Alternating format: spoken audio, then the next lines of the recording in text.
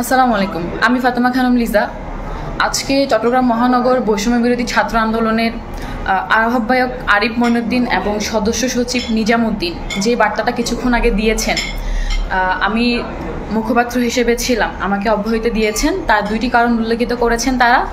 একটি ছিল মাদক সেবন, আরেকটি ছিল অনিয়ন্ত্রিত জীবনযাপন। সর্বপ্রথম আমি বলতে চাই, তারা যে অভিযোগগুলো এনেছেন সম্পূর্ণ ভিত্তিহীন। যেমন বলেছেন আমি মাদক সেবন করেছি। যদি আগামী 2 ঘন্টার মধ্যে তারা এর কোনো যথাযথ প্রমাণ দিতে না পারে, তাহলে আমি অবশ্যই এটার একটা ব্যবস্থা নিব।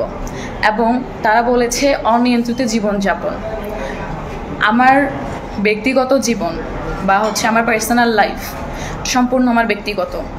সো এমন কিছু যদি তারা পায় যেটা অনৈতিক বা যে এই সংগঠনের জন্য ঝুঁকিপূর্ণ এবং বৈষম্য বিরোধীর জন্য ঝুঁকিপূর্ণ, এমন কিছু প্রমাণ যদি তারা দিতে পারে,